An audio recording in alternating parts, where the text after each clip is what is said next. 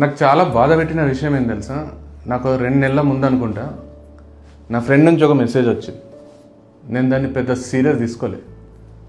మొన్న రీసెంట్గా వాడిని కలిస్తే వాడు చెప్పిండు, అరే చాలా టఫ్ ఉండేరా 2 months, నాకు నీ హెల్ప్ అవసరం ఉండే కానీ నువ్వు బిజీ ఉంటివి పట్టించుకోలే, నేను నీకు కాల్ చేద్దాం అనుకున్నా కానీ నువ్వు బిజీ ఉన్నావని వదిలేసిన అన్నది. అరే నువ్వెప్పుడు మెసేజ్ చేసినావురా, నువ్వెప్పుడు కాల్ అడిగినావు అంటే, లేదురా 2 months బ్యాక్ చూడు అని ఆ డేట్ చెప్పిండు. చూస్తే వన్ మెసేజ్ ఉంది. ఏముంది, ఏం చేస్తున్నావురా, ఎక్కడున్నావు, ఫ్రీ ఉన్నావా, ఇంతే ఉంది, అంతకుమించి ఏం లేదు. అంటే వాడేమనుకున్నాడు, ఫ్రీ ఉంటే కాల్ చేసి మాట్లాడదాం అనుకున్నాడు, లేదా కలుద్దాం అనుకున్నాడు, ఏదో అనుకున్నాడు. వాడు విపరీతమైన డిప్రెషన్లో ఉన్నాడు. అంటే వానికి హెల్ప్ అవసరమైంది. ఆ టైంలో వాడు మెసేజ్ పెట్టిండు, నేను చూసుకోలే, ఇగ్నోర్ చేసేసిన.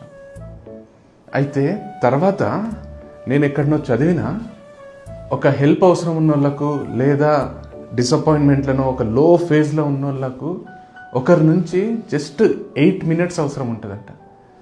ఒకరు వాళ్ళతో 8 నిమిషాలు మాట్లాడితే వాళ్ళ గుండెల్లున్న బాధ అంతా దిగిపోతుందంట. ఒక థియరీ చెప్తుంది, ఇది ప్రూవెన్ థియరీ. అంటే అర్థం చేసుకోండి, మీ 8 minutes అక్కడ ఒక లైఫ్ని కాపాడుతుంది. మిమ్మల్ని నమ్మి మీతో మాట్లాడితే బెటర్ ఫీల్ అవుతా, నీతో బాధ చెప్పుకుంటే బెటర్ ఫీల్ అవుతా అనుకునేటోళ్ళకు మీరు అవైలబుల్ ఉండండి. Just 8 minutes. 8 minutes of your life is somebody else's life.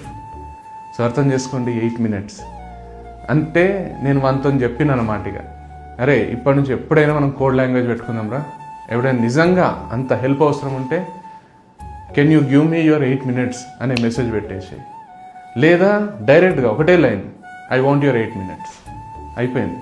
So మీరు కూడా మీ ఫ్రెండ్స్కి కానీ, మీ ఫ్యామిలీ మెంబర్స్కి కానీ, మీకు చాలా ఇష్టమైన వాళ్ళకి కానీ, ఎవరికైనా ఈ కోడ్ లాంగ్వేజ్ని ఎక్స్ప్లెయిన్ చేయండి. వాళ్ళకు మీతో అవసరం ఉంటే 8 minutes అని పెట్టమనండి. మీకు వాళ్ళతో అవసరం ఉంటే, అడగాలంటే మొహమాటం అవుతుంటే, నాకు హెల్ప్ చేయి అని అడగలేకపోతుంటే జస్ట్ 8 minutes అనండి. అర్థమైపోతుంది కదా, అయిపోయింది కదా, లైఫే మారిపోతుంది.